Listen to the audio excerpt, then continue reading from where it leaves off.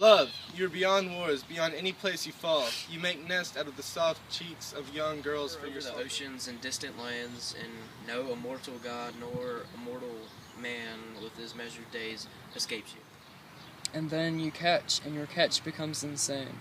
You, love, you push the minds of the just to do injustice. And you're the one who lit this fire of discord between two men of the same blood, between father and son. Love, through the lashes of a lusty bride, passion, you win the day, scorning the great laws which hold sway over the whole world.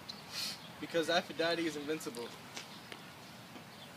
So now, I too seeing all this leave the laws behind me and cannot stop the fountains of my tears when I see Antigone being dragged to her eternal death chamber. See me, citizens of our country, see how I take my final walk and how my walk sees the final rays of the sun. Never again the sun, but Hades, who accepts all, sends me to the banks of Charos, having not felt the honorable joys of a wedding. Wedding songs were never sung outside my wedding chamber. Yet Charos will be my husband, the underworld my wedding chamber. But you, Antigone, are a well-known, well-loved woman. You're on your way to Hades' dark chamber by your own hand. You have not been hit by some dreadful illness, nor by some angry sword, but because you alone wish it, you of all the mortals wish to go to Hades alive. I've heard that Talatonus' daughter Niobe died a sad, bitter death. Up on the tip of Mount Syphilis, some ivy tied the Pringrin girl to a rock and bound her there forever, the ivy ever growing over her body. People say that the rains and endless snows melt her body and her tears roll down her throat. I see my own end being similar. But you is a god, Antigone, and you're but a mortal, and so are we. It's a heavy thing for the ears of immortals to hear that we mortals wish the fate of gods. Oh, they're laughing at me. Why, by the gods of our fathers, why can't you not wait at least till I'm gone below, away from earth's light, away from your face to do your mocking? City and men of Thebes, lords who possess her lands, running streams of our river Drike, force of flamed Thebes, let you be my witness. I am taken to my rocky jail, to a new type of grave, unlimited, and because of such gruesome laws, neither here nor there will I be with welcoming friends, neither with the living nor with the dead. But Antigone, you've rushed too far, too fast to the edge of daring, and there, Antigone, you hit upon the throne of justice. You've stumbled too heavily, and now you're paying the price of some crime by your father.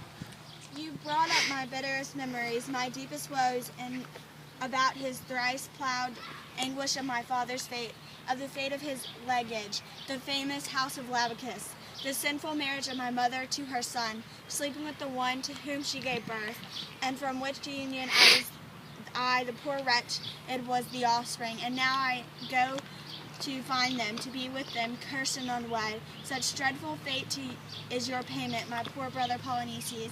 Even dead, you're making a living corpse out of me. It is a good and sacred thing, this respect of yours, but to disrespect the power of others is also wrong. And it's your own unbending will that has destroyed you.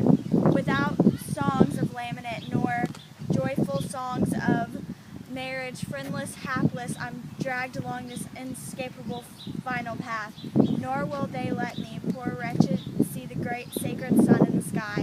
Is there no friend who'll shed a tear of anguish for my death? If you know if lamentations and cries were of any use to the dead, they never end. Take her from here and quickly. Do as I said. Shut her in the sealed cave and leave her there, all alone and abandoned. Let her die if she wants, but let her marry in there. We are innocent of her. She is deprived only of living up here. Soldiers, tie Antigone's hands. My wedding grave, my eternal home, dug deep into the earth, I'm starting off for you, for my people of whom Hades' wife, Persona, received a multitude. I'm the last of them, and which more wretched than me, I go before my time, but I go with the fervent hope that my father will receive me with love.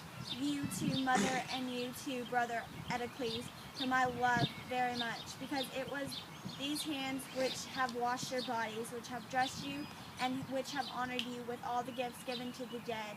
Yet now, Polynices, I'm suffering this way because I want to bury your body also. yet I've honored you justly, and all those with a wise mind would agree. Whether a mother of children or a wife, I'd always take up this struggle and go against the city's laws. And which laws am I taking about where I married and my husband died? I couldn't have married yet another, and had I children and they died, I could have had more by another man. But once my parents go down to Hades, it is no longer possible for me to have a brother. And so I'd put you ahead of Creon's laws, my dearest brother, and Creon thinks it is a act of crime and an act of intolerable arrogance. And so he has tied my hands and is dragging me to Hades, even before I know the joys of a wedding night, before I see my husband next to me, before I raise any children, only to abandon thus by my friends, not yet dead, I go down. I whose fate is dark, am now taken down into the shadow alleys of the death without any having trampled on any. By doing what is just, I have been judged unjustly, yet if all this is thought by the gods to be just, I would die admitting that I acted unjustly. If, however, it is the others who are at fault, then let them not suffer at all, what they may suffer. Her soul is still in the grips of the same whirlwind. And this is why these two will shed many tears. Why are you taking so long? This word rings my final hour. I advise you not to think that your fate will not be accomplished. Ancient gods of our Thebes, land of our fathers, this is the end. They are taking me away. See here, great land, owner of Thebes, look upon your last princess.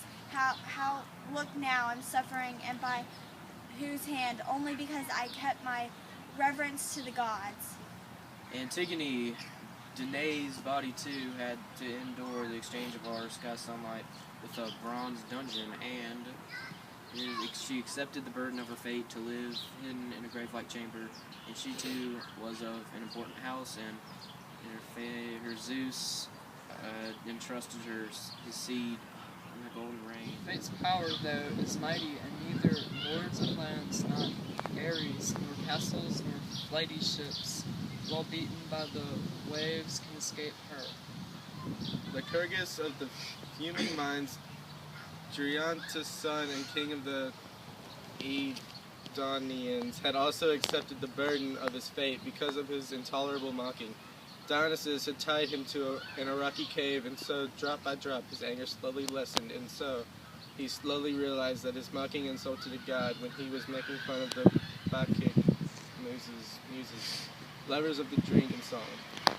Side of the black rocks of the Twin Seas are the tips of Bosphorus, and there lives the man who hates strangers, Salamidissos of Thrace. Ares rules there, and it was there where he saw the cursed wound of the two sons Phineus, those wounds which Phineus's evil wife made by gouging their eyes out, not with knives, but with her own blood, dripping nails, and with the sharp needles of her loom. The poor men cried out their bitter fate, that they were born of a mother badly wed. She was a seed of the ancient house of Eurydiceus, who grew up in the distant caves with the storms of her father Boreas. She was faster than horses and ran high above the tall rocks, being a child of the god.